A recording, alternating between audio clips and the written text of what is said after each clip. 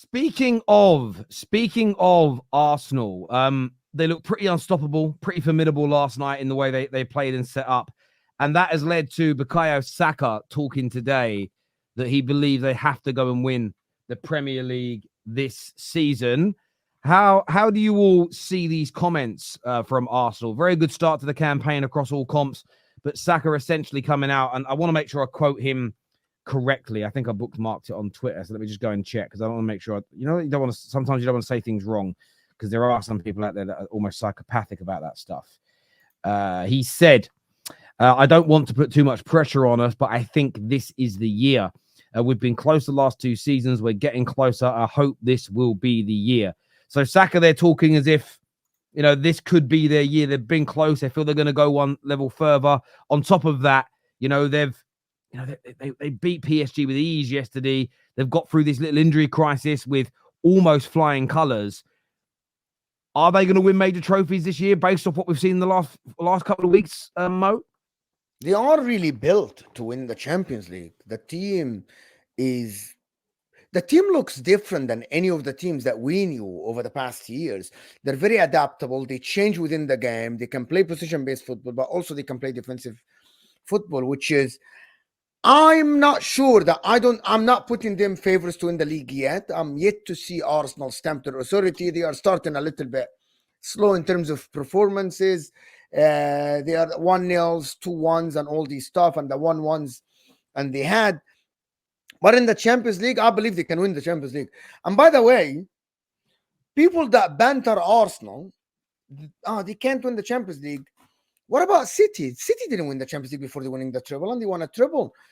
I believe Arsenal are built. I'm not saying they're gonna win the Champions League. I'm saying they absolutely are built to win the cup games, to win the Champions League. And that's my opinion. The team is so adaptable, which is a sign that you can win every game. This notion, rivals, this is what it is, right? Rivals about Arsenal.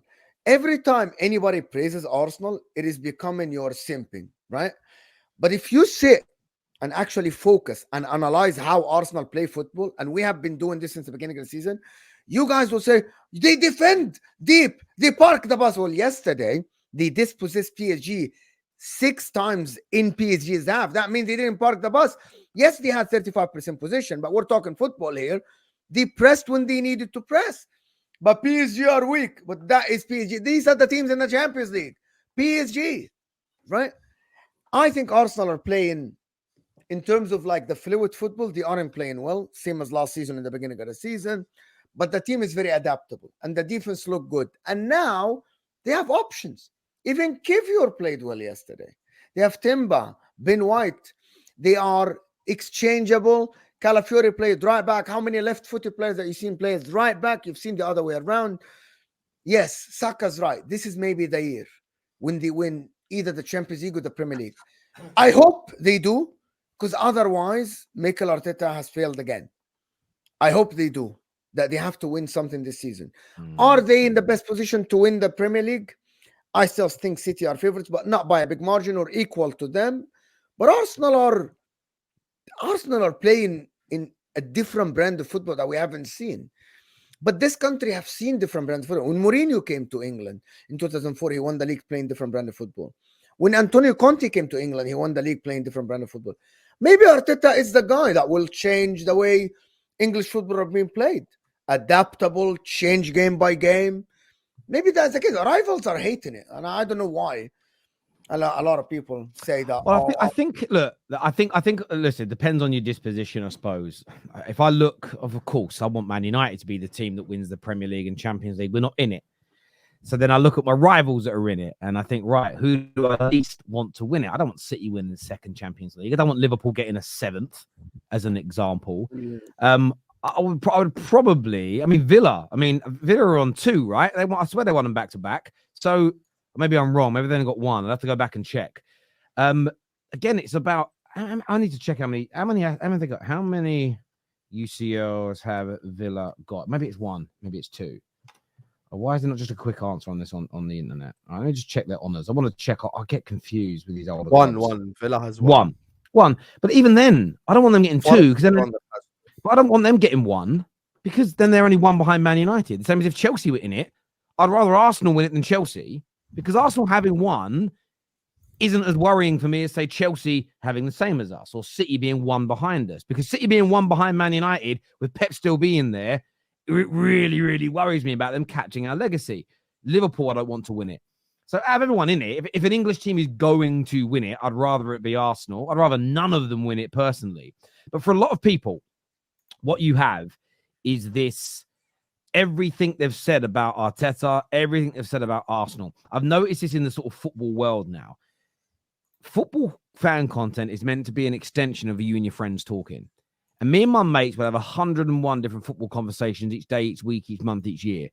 And we never really held anybody to account. I wouldn't see Junior after like 6 months and go in on him because he predicted that, I don't know, Torres would score 30 goals that season. There'd be a little dig and a bit of banter, and that was it.